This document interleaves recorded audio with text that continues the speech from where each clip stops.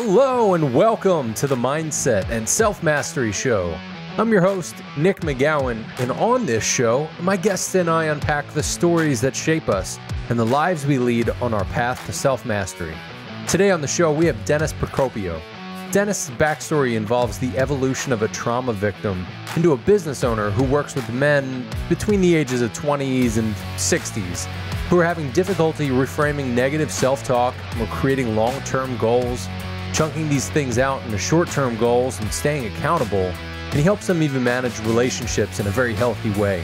Now, we cover a lot of ground in this episode, and this is one of the most informational-packed episodes to date. So let's not wait any longer. Let the games begin. Hey, Dennis, welcome to the show. How you doing, man? Hey, Nick. I'm happy to be here. Thanks for having me. Yeah, absolutely. I appreciate you being on. I've had some great conversations or communication rather back and forth with some of the members of your team.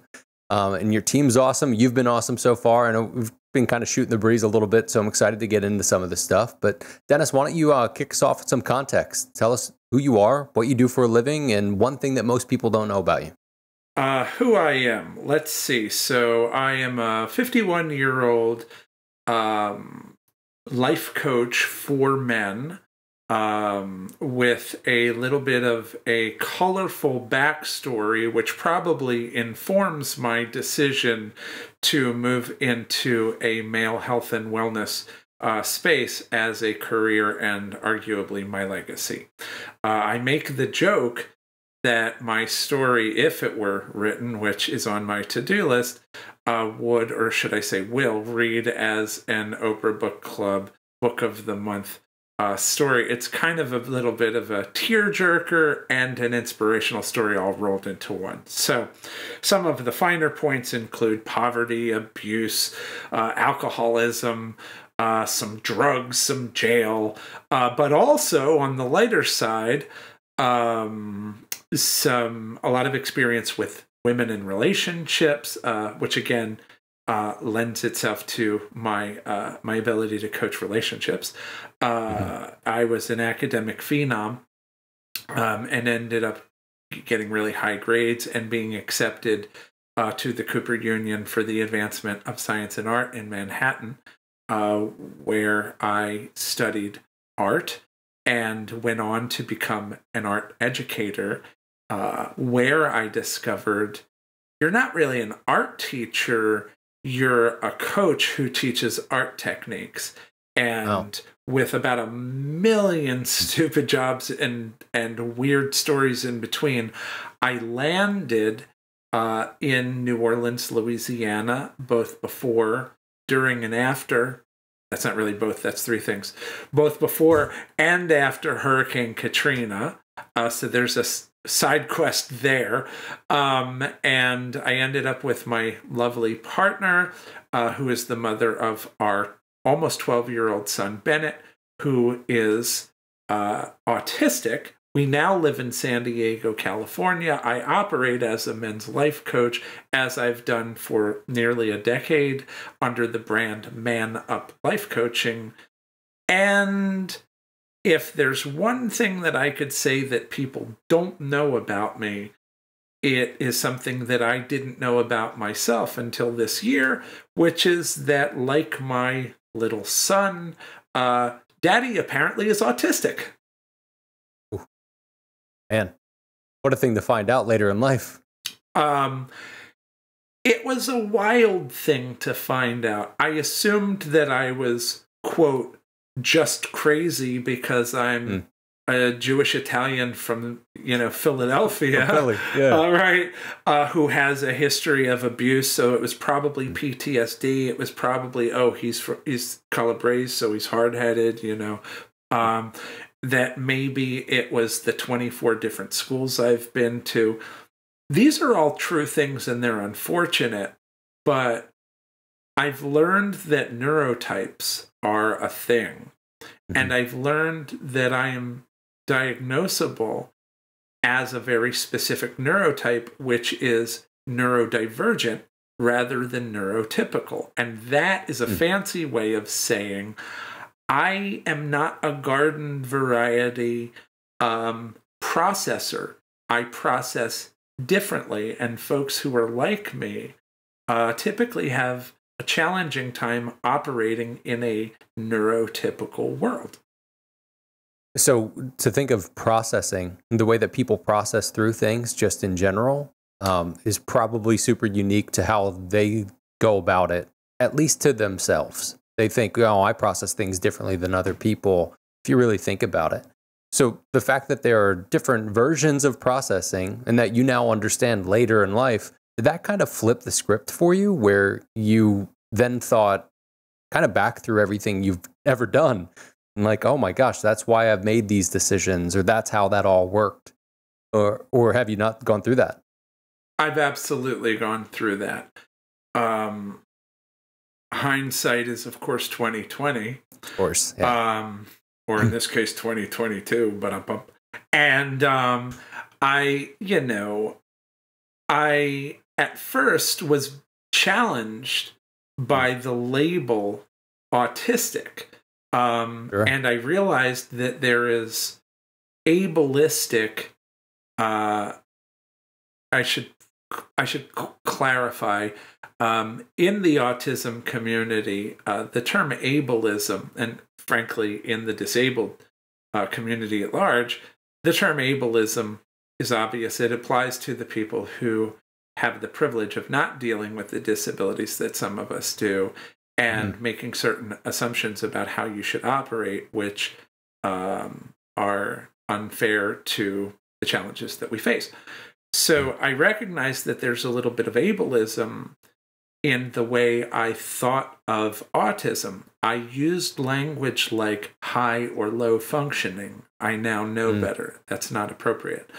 But I was so familiar with the sort of Rain Man autism, air quotes, low functioning stereotype that it didn't occur to me that people like Elon Musk, for instance, are also identifiable as autistic, which is a fact. So when I look back at my life, I realized I was saying, oh, well, I could never be autistic because I got great grades in school. I could never be autistic because I'm such a great communicator. I could, I fake being social so well. Well, that's called masking, and that is absolutely appropriate for autism. Yeah. So yes, I did in fact do a full system audit, look back at 51 years of my life, and replaced old labels like crazy, temperamental, immature, all of these negative labels. I was able to replace them with autistic and therefore appropriate for your diagnosis. So that was huge and a good thing. Oh, yeah. Well, that's clarity too. I could imagine when you label something, you state this is what it is. And I want to dive into labels a little bit because your label changed. When you thought, I don't want to be Rain Man, or I could never be like that. I could never be in that sort of situation. You put a judgment and a label specifically to it. And we all do it naturally. We all just do those things because it's abnormal from what we are used to. It's atypical to what we're used to. So for you to actually go back through and go, oh, like this label wasn't the actual label. I need to replace that label. When you first thought about, well, I'm now autistic, you put a label on yourself. So how are you not subscribing to a specific label and continuing to thrive in life and not pull yourself back to be on this level of a label? Does that make sense? It makes perfect sense, and I'm going to demonstrate that I understood the question, okay?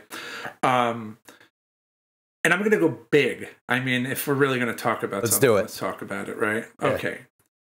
So let's begin with the umbrella of neurodiversity. I'm going to use that as our parent folder, our parent directory. That contains everything else. Okay. A subset of that will be neurotypical personalities. And another subset of neurodiversity will be neurodivergent personalities.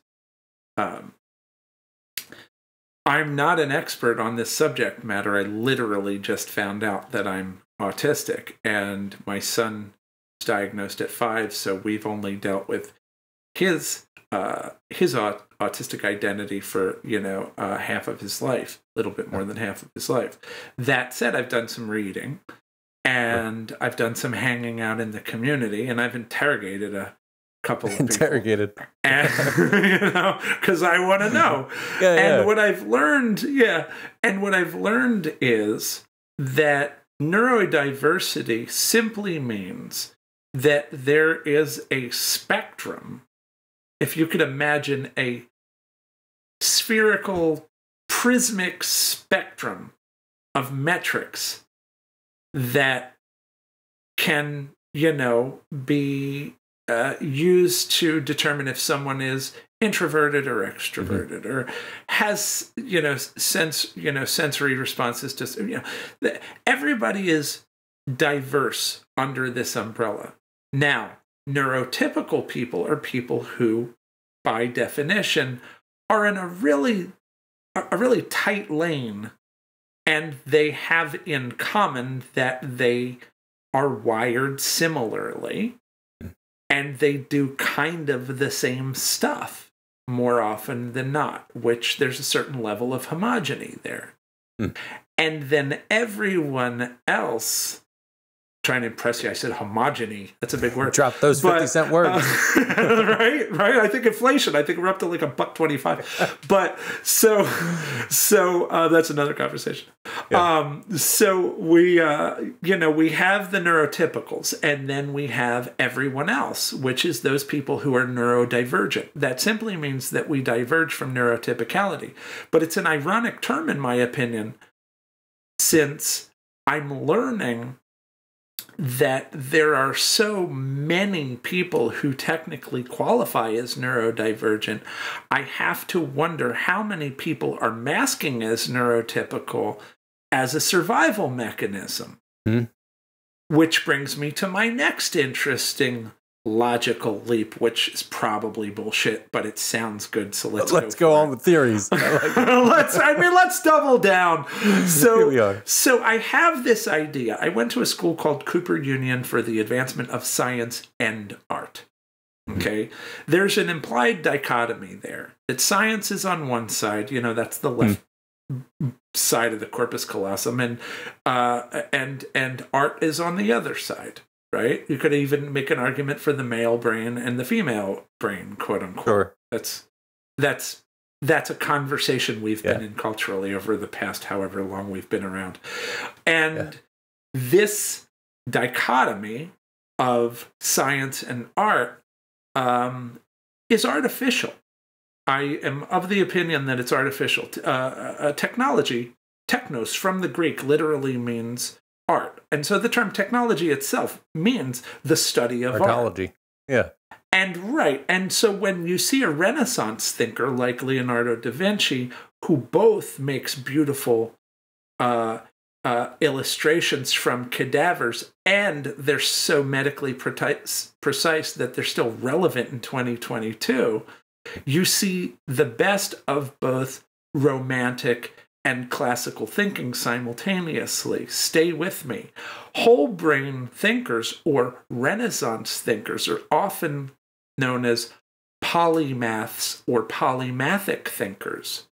I am of the suspicion that we are designed to be polymathic and to be whole brain thinkers, but that whole brain thinking doesn't necessarily lend itself to social productivity. And so there's an argument that we are socially conditioned to be neurotypical so that we can, like the movie Divergence, so that we can do our little jobs and serve the hive. So back to your original question, which I remember, believe it or not, how do you accept the new label, autistic, if this label means that you're different and you're part of a bunch of people who are different? I think the truth of the matter is that autism and autistic will in the future prove to have been sort of stepping stones to the recollection that we are whole brain thinkers, and the people who are presently thought of as neurodivergent will eventually be thought of as normal, and the people who are neurotypical will be thought of as a sort of social construct that existed for a while until we learned better. That's interesting with the all the thoughts that happen from both sides of the brain and being whole-brained. One of the things that you pointed out was not being able to communicate that and get that out to somebody else. And I think that right there is in and of itself an example of that science and art of being able to actually get out what you're trying to say. And it's the art of communication. The labels, when somebody labels something, like if you look at a cup that's blue, and you go, it's blue, it's a blue cup. It's easy. And we don't also have to think about that anymore. But then that's all that thing is. With all of the stuff that you've been through and understanding that you're evolving, the question of, do you look at that label and say, well, that is now what I am, just with a little extra spice to it? And then you kind of took it to a completely different level to be able to talk about how it's maybe actually an evolution. So that's, is it an evolution, or is it a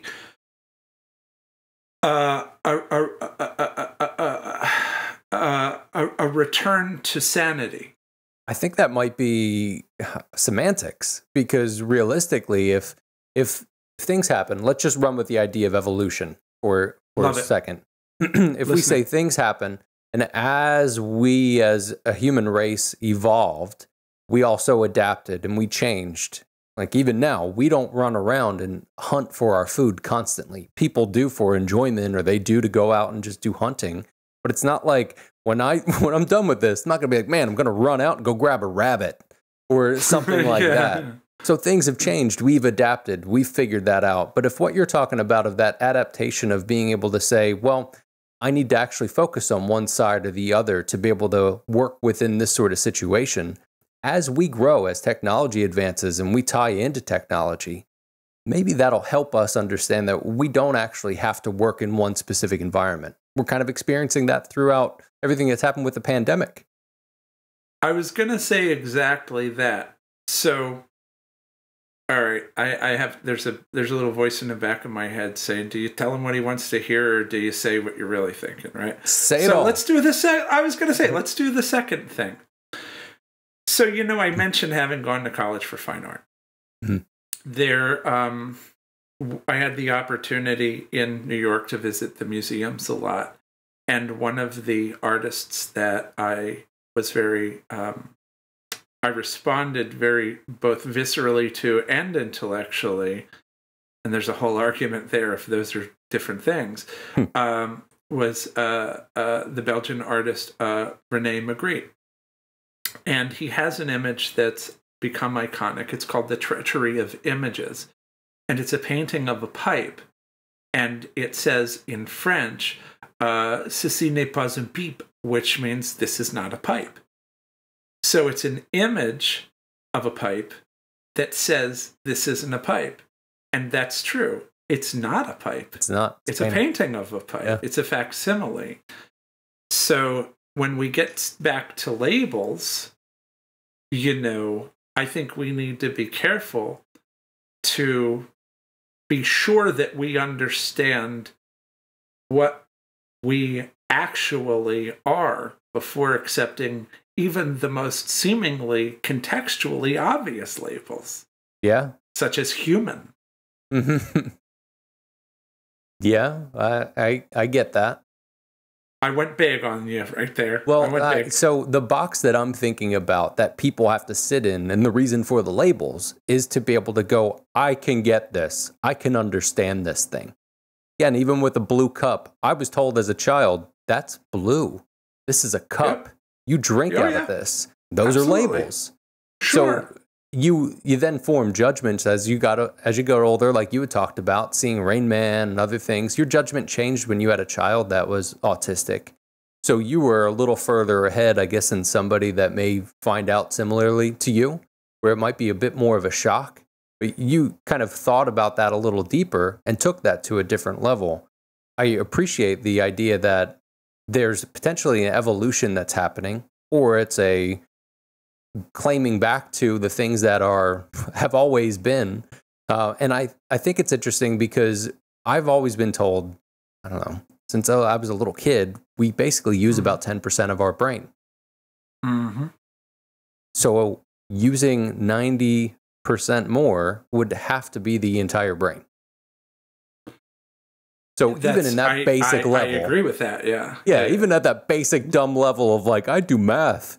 Like that sort of stuff makes sense to use the entire brain. But you also touched on masking. There are people that are potentially kind of masking some of this, and that's just in general. So there's the labels, there's the mask, and then what people label a mask to be. So which part of this would you like to dive in further with?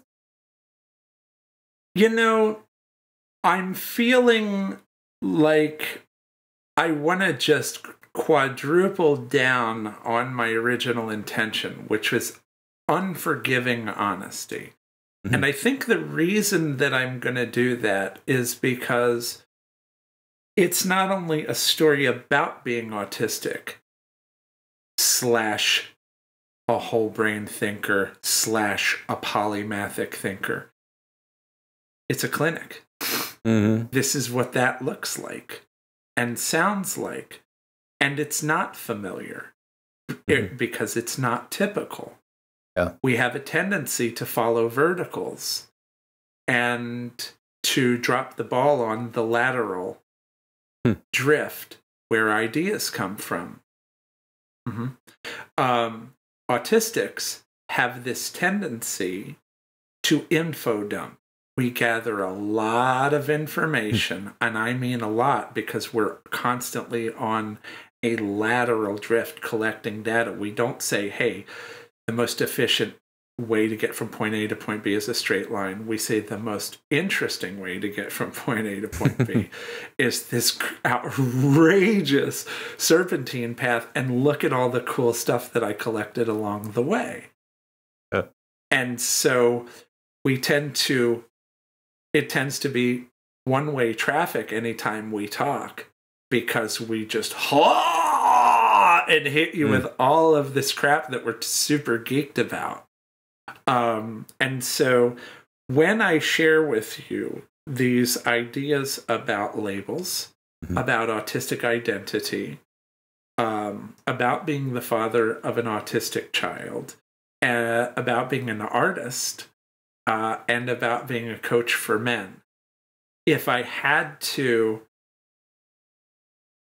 like a jazz musician who finally says, all right, fine, I'll give you the 4/4 time signature and the resolution note that I know you're waiting you're hanging on for, yeah. I'm gonna just tighten up. So if I had to find in the Venn diagram of all those things I just enumerated, the commonality that makes this digestible for the average neurotypical listener, my experience as a guy coming through chaos, learning to adapt in the world, becoming a coach for men, and discovering along the way that I am an autistic who has been masking, is also an experience in learning that a lot of guys, with or without a label, are also masking and are trying to be what they think they should be by looking at examples that they're learning from examples that they're learning from examples. And they're not confident enough to come from a place of authenticity because there's a lot of risk involved there, and the risk is social rejection. Do you feel that one? Yeah, I get that. I get that totally. You know, we as people can blame parents and say, you know, if my parents had raised me differently, or if their parents had raised them differently, or something like that. There's a certain point where you, as a human, need to do your own damn thing and figure it out from there. But there are things that happen as we grow up, because those are the people that we see that are doing things around us, where we are naturally emulators. So, well, what are they doing? Well, that's how I do this. That's like how babies learn to speak. Not like we teach them. Here's the word the. It starts with the T. The baby would just look at us and shit, so it wouldn't help. So the emulations make sense, but I wonder where we actually start to draw that line. It may be right around middle school, where you start to actually look at yourself a bit differently, but things are also confusing as hell. So let's kind of jump a little bit. Now men have been confused. They've gone through their teens, their 20s. I know you work with men that are between 20 and let's say 60 or so. What sort of issues are you seeing that those people are now having to go back through and process through? Like, what are the common things that you need to help them kind of work through? I'm going to reverse engineer my answer to your question. Because if I answered it the way you asked it, I would list out a whole bunch of typical problems. But if I went to the solution to all of those problems, interestingly, it's always two things. Meditation and validation. Real talk. Yeah. So meditation is something that I learned by accident. I told you that I come from some bullshit. And so there was always paper and pencil available, or paper and pen or whatever.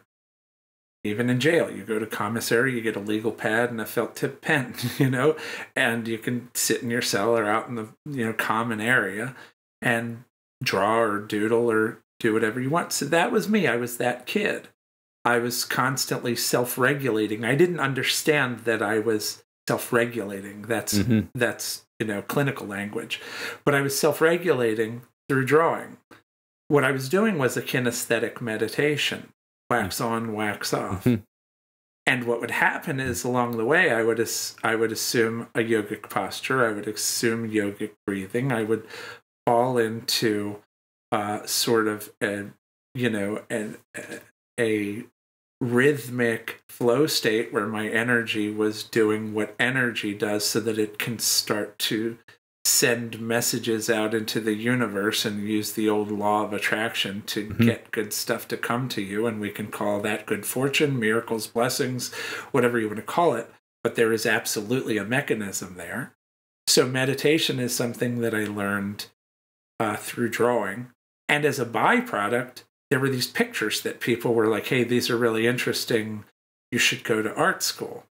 But it was really the process, not the product, that was my jam. So as an art teacher, I recognized, man, these people really need to just stop trying to do art. And they need to learn to just be still and see, and then document their seeing the way they see it. And technique will follow. And so the second piece, which is how art teaching evolved into coaching. The second piece is I don't care if it was a 10-year-old kid or a 70-something hobbyist coming to take an art class, the most debilitating factor in a creative environment is self-judgment. Somewhere along the way, as you suggested earlier, the baby didn't learn by having been told. The baby just had his eyes open and his ears, his or hers, eyes and ears open, and somebody said, you suck, you stink, don't quit your day job, artists for queers, or whatever negative messaging. And they heard that and they got shut down, and they took their ball and went home, and they never played that game again. So what I learned about art education is before you teach technique, you have to teach someone to stop the shit scripting and stop judging themselves and learn how to father their inner child and learn how to validate. Now, at the risk of, like I said, bowling you over with information, when someone practices meditation diligently and practices self-validation diligently, validating the self and validating others, because we're all connected, so it's technically the same thing. and learns to redirect the judgment of the self and the judgment of others, problems start to resolve themselves. The problems that are typical, that are the reason that guys come to life coaching are, I'm not making enough money, I don't feel that I have job security, I'm concerned about my health or fitness level, I'm having body dysmorphia and I think I'm too skinny or too fat or whatever. I'm not in a relationship and I want to be in one, or I'm in a relationship and I'm struggling with it. I'm not as good of a dad as I want to be. I am dropping the ball on things that I feel like I should be doing that I'm not doing. I'm not living optimally. I'm not hitting the goals I want to hit. So these are all manifestations of problems that occur, which are corrected. Basically, the devil's in the details. There's a whole program, but basically, meditation and validation. Makes sense. And you're fixing the root problem, not the symptoms. It's holistic, literally. Yeah, exactly. That's what a whole brain thinker would do, right? Well, it's pretty holistic thinking you got there. I mean, I think so. So, again, to land the spaceship for a second, the average guy who comes through here, here being my little world, is, as you mentioned, between 20-something and 60-something, is usually a guy who is, these aren't crisis cases typically. I mean, they come along once in a while, but they're usually guys who can afford a coach, whose charges at a fair but competitive price point. So they're guys making, $100,000 a year up to, like, I think one of my highest earners is somewhere near 10 million. And they're guys who are doing okay, but want to be doing better. And by doing better, that means that they're doing all the things they've been told to do to qualify as a great citizen, but they're actually not happy. That must resonate with you a little bit, right? Oh, absolutely. Yeah, I hear it too. I have those conversations as well. And it's the fucking problem is the root. So many people try to deal with the symptom of it. I'm letting my emotions get into it, but I'm right there with you and I'm feeling what you're saying, man. I appreciate it. So keep going. Well, I as much as I like to share, I also like to learn. So, I mean, if you don't mind me asking, so you coach, right? Yep. Yeah. And you deal with people who have some of the same problems that I'm talking about, right? Absolutely. Oh, yeah. I mean, we all deal with basically the same problems. It's all at the core, similar types of problems. It stems from somewhere different. But I think a lot of it, what I really work with is a lot of going back to the childhood trauma and figuring out what happened when you were a kid that you've just been dragging with you for years and years and years. That's part of the reason why I asked the question. That's one of the biggest things that not only did I work deeper on throughout the whole pandemic and everything that was happening, but having conversations with other men that were going through the deep stuff that was just spitting out. It's almost like pimples. When you eat like really, really greasy food for a couple of days, you get a pimple, just that shit trying to get out of your system. So seeing stuff try to get out of people's system and then not knowing what to do with it or how to go about it and how to process it, it's like just poison kind of coming out and they have no idea what to do. It's just spilling out of them. So that's a rough thing to be able to watch people go through, but it's a beautiful thing to actually help them through it and be able to help them kind of process through. I think for a lot of people, it's even just doubling helps where they get to listen and talk and throw things back and forth and be able to have a bit of conversation. Do you experience that too, where sometimes some of your sessions, you're talking to somebody, you just ask a couple of questions and by the end of it, they're like, it's this thing. Man, that's great. Thanks. You're like, absolutely. Good talk. Yeah, that's classic Socratic method, right?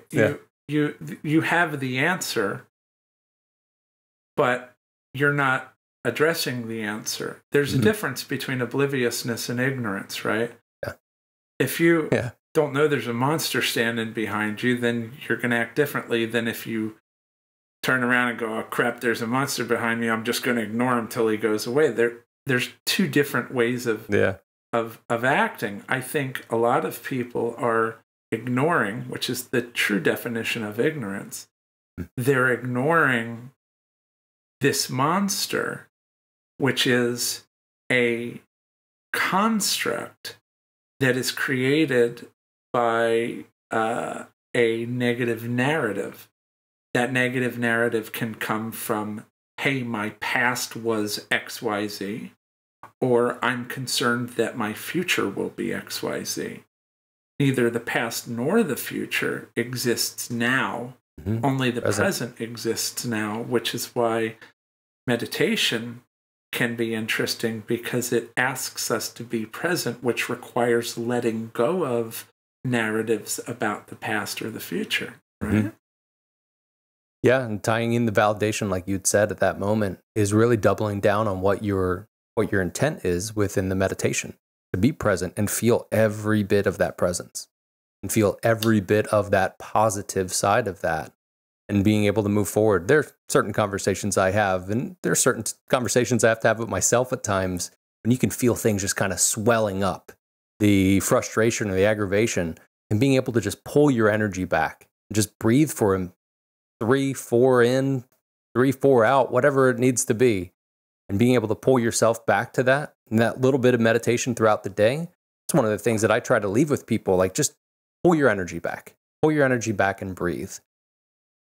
Just the beauty within that. Because there's moments where if you don't do that, you're going to snap off. But if somebody can catch that, become aware, do the breathing, understand that they're in the moment, they're totally good, they're actually okay, and that can shift everything moving forward. I agree. It's funny, you're making me think about first of all, my son, who's autistic, is very inflexible necessarily in his reactions to things that don't go his way. And so teaching mental flexibility is a full-time job as a dad, especially when you're just like him. You're just an older version. So one of the things that he's picked up from his teachers is, hey, Bennett, stop, breathe, and think. And sometimes if I'm driving and I don't realize that my South Philly's coming out a little bit trying to drive through this San Diego traffic, I'll hear my kid in the background go, Dad, stop, breathe, and think. So even though I'll tell guys all day long, meditate and validate, I might catch myself in a moment where I'm going, if this motherfucker cuts me off, I swear to God, I'm going to hit him. And I'm not saying it, but I'm breathing, my heart rate's up, and he's back there like a PTSD dog or something going, Dad, because he can hear my breathing go, Daddy, stop, breathe, and think. And it's so we should audit ourselves constantly, make sure that we're physically relaxed, make sure. I learned this in the BJJ classes 3 times a week. I go in there and they're like, dude, loosen up, dude, loosen up, dude, loosen up. You're gonna gas out if you keep going like this.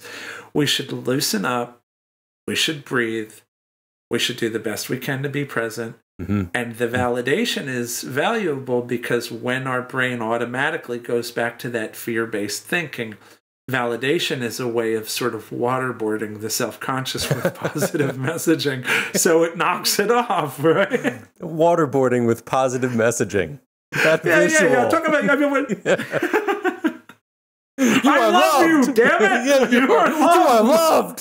Like, oh God, how many times do I tell you I love you? Oh man, too good. Well, and we've gotten into a lot here, and I know there's a lot more that we can get into.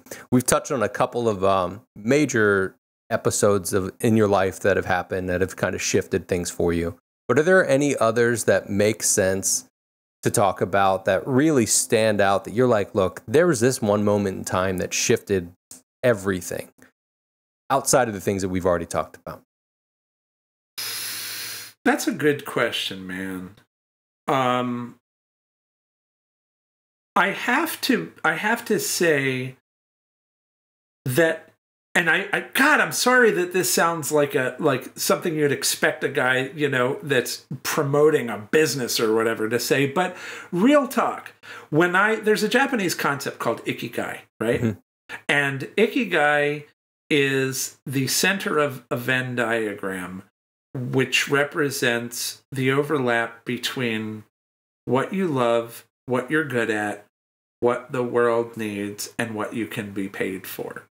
At a certain point in my life, I sat down and I said, is the thing that I'm doing now my why? And it wasn't. And I said, what would describe my why? And some of the answers, when I solicited the universe and audited myself, some of the answers I came up with are, I want to help people. I'd specifically like to help men. Mm-hmm. I believe in brotherly love, and I'd like to promote it as a way of globally helping the world. And I believe that doing this on a daily basis could also help me heal. Mm-hmm. And so I sat at my table. You and I are looking at each other, so I'm pointing to my little man up symbol. I actually painted that on a piece of paper, and I said, I think this is my symbol, man up. And in that moment, something happened, and I literally drew my destiny into existence. And almost 10 years later, I am now a product of the principles of my own coaching, kind of the old commercial. I'm not just the president of the hair club for men. I'm also a client. Yeah. You got to be your first client. You got to be your main client. Yeah, because and so more than anything else, I mean, rivaling that would be the birth of my son. Mm-hmm. But probably more than anything else was the moment where I accepted my why, began the journey with Man Up Life Coaching, and began developing genuine relationships based on brotherly love with other brothers and helping guys heal while healing in the process. Beautiful. Absolutely beautiful. And I love the fact that you've gone through all of the auditing. You've brought that up a couple of times, and I think that's a big thing for us all to be mindful of. There are times where I know that people feel like they're off. And look, I'm not in your skin or in your head, but the listeners know when they're off. When they're a bit off, you got to audit yourself. You got to be able to figure out what that is. And I coach people to understand what their triggers are. Like, what's the actual thing? How do you know you're off? I know when I'm off, when I'm not naturally just up and positive and excited, because that's my natural state, is that state of joy. Yeah. And if I'm not, and I'm like, wow, fuck this and fuck that, I'm like, wait a minute, dude. What's your problem? What's wrong? Yeah. Well, I feel about this and blah, blah, blah. And like you said, you got to parent yourself. And you got to be the father with that little kid that's still in there sometimes. Even if you go back through and you process through all of it, there's still shit that's in there. It's going to come back. But the fact that you've gone through and you've worked through all of that and you're doing what you're doing, man, you're doing the great work, and thank you for doing it. And I appreciate you being on the show. And back at you. Thank you too, man. I mean, the first time you and I spoke, it was a great connection. The second time, even more so. So I appreciate you for having me. Hopefully I didn't, talk your ear off or get too soapboxy with you. No, I think this has been great. Talking my ear off isn't a thing. This is a podcast, so you should talk my ear off. It's a podcast. You're supposed to talk. And you weren't really up on a pedestal or a soapbox or anything of that sort. I think what we got into is pretty deep. And that's what I aim to do. So, man, I appreciate you being on the show. Let's kind of wrap this thing up with, what's that one piece of advice you give somebody on their path towards self-mastery? I think mindset before technique is the key to mastery. And I think mindset begins with stillness. So practicing stillness, which we might call meditation, is clutch. Mm-hmm. And a positive mindset, which means rather than saying I'm not going to be negative, which is kind of ironic because all you're saying is negative, negative, negative, but instead brainwashing yourself with positive messaging until you believe it. Stillness and validation. If you practice them, I am a living testament to the fact that everything else will fall in line. Awesome, man. You are. I appreciate that. So tell us, where can people connect with you? Where can they find you? If you're interested in the stuff I've been saying and you want to hear more, you can go to manuplifecoaching.com. Or if that's too much to remember, you can go to malelifecoach.com. Perfect. Well, again, Dennis, thank you for being on the show. Appreciate your time. Thank you, brother.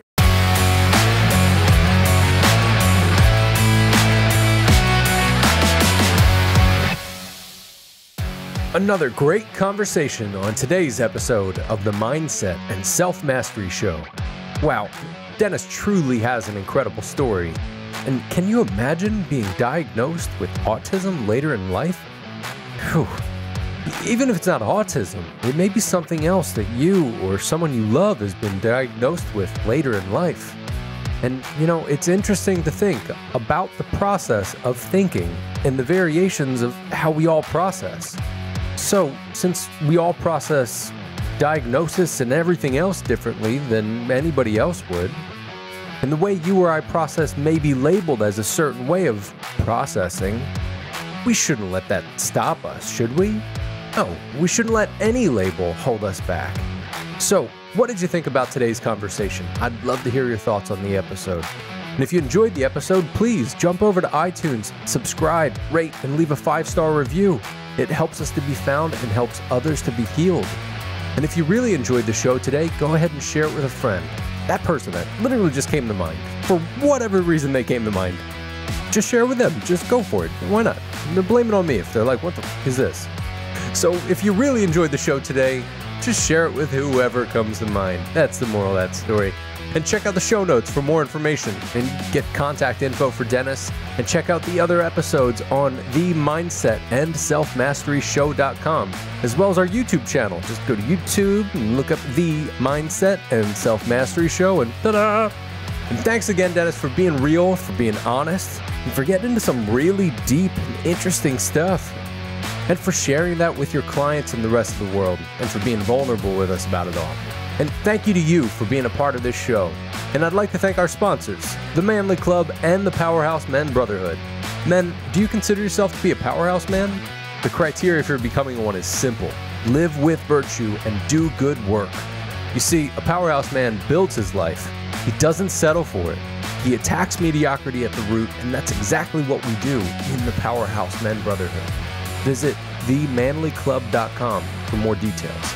And again, thank you for being with us today. So with that, remember, your mindset matters, and so do you.